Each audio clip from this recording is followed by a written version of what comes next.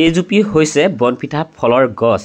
এইজুপিতে লাগে আপোনাৰ এনেধৰণৰ ফলসমূহ আৰু এই ফলসমূহৰ ভিতৰত থাকে গুটিসমূহ আৰু এই গুটিসমূহ ব্যৱহাৰ কৰা হয় কিডনী পাথৰৰ ঔষধ হিচাপে বহুত বেছি চৰ্চাত আছে বৰ্তমান সময়ত আৰু আমি জানিব পৰা মতে ইয়াৰ ঔষধসমূহ খাই পিনি সুফল পাইছে বুলিও গম পাইছোঁ।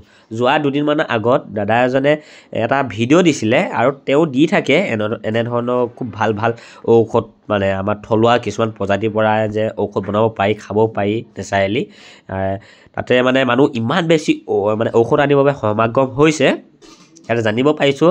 আৰু ছেকেণ্ড টাইম যোৱা কিছুমান লোক আছে মানে তেওঁলোকে কৈছে যে ইয়াৰ ঔষধসমূহ আমি খাই সুফল পাইছোঁ বা মানে কিডনী ষ্ট'নটো যিটো চাইজ তাৰ মানে কম হৈ গৈ আছে মানে তেনেধৰণৰ বাধ্যত গম পোৱা গৈছে। আৰু এই ফলসমূহ মানে মানুহে বহুতে আগতে খাইছে যদি ল'ৰালি কালত তেওঁলোকে মানে পাহৰি গৈছে আৰু পুলিসমূহ কেনেকুৱা গছসমূহ কেনেকুৱা তেওঁলোকে মানে চিনাকি হিচাপেও চাব বিচাৰে মানে আৰু বহুতে বিচাৰি আছে বিশেষকৈ পুলি বিচাৰি আছে গুটি বিচাৰি আছে আৰু ফলটো কেনেকুৱা চাবলৈ বিচাৰে বিশেষকৈ দুই এটা নি পিনি।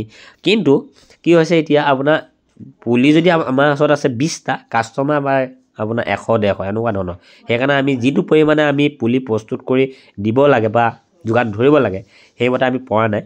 আৰু ইয়াৰ ভিতৰৰ অংশ কেনেকুৱা মানে ফলটোৰ ভিতৰত যিসমূহ পিঠাগুড়ি টাইপত থাকে মানে এইবোৰ খাব পাৰি আৰু আপোনালোকে খালে একো নহয় আপোনালোকে ভয় কৰিব নালাগে যিসকলে মানে খাই নাই পোৱা আৰু মই খাবৰ বাবে মানে টেষ্ট কৰিবৰ বাবে আপোনালোকক এইটো বখলিয়াই লৈছোঁ আৰু একদম পিঠাগুড়ি গোটেই সমূহ থাকি যায় আমাৰ ঠাইসমূহত। এয়া হৈছে তাৰ পৰা ওলোৱা গুটি। এই গুটিসমূহ আমি পচাবলৈ বিশেষকৈ উলিয়াই থৈছোঁ এতিয়া কাৰণ আমি গুটি যদি আমি দি থাকোঁ বা অকল পুলি যদি আমি নপচাওঁ তেনেহ'লে গছসমূহ নাথাকিব। সেইবাবে আমি অলপ পুলি প্ৰস্তুত কৰিম বুলি ঠিক ঠাক কৰিছোঁ আৰু বহুত লোকক আমাৰ অৰ্ডাৰো আছে সেইবাবে আমি পঠাই ল'ব লাগিব 2-এজন। সময়ৰ সোঁতত এতিয়া কি হৈছে আমাৰ যিসমূহ থলুৱা ঔষধি গছেই হওক বা আপোনাৰ বনেই হওক যিমান পৰিমাণে আমি ব্যৱহাৰ কৰিছোঁ কিন্তু তাৰ পৰিৱৰ্তে আমি গছেই হওক বা এনেকুৱা ধৰণৰ বনসমূহ আমি ৰখা নাই মানে ৰোৱা নাই মানে তাৰ ফলত এটা সময়ত হয়তো সমস্যাৰ সৃষ্টি হ'ব পাৰে।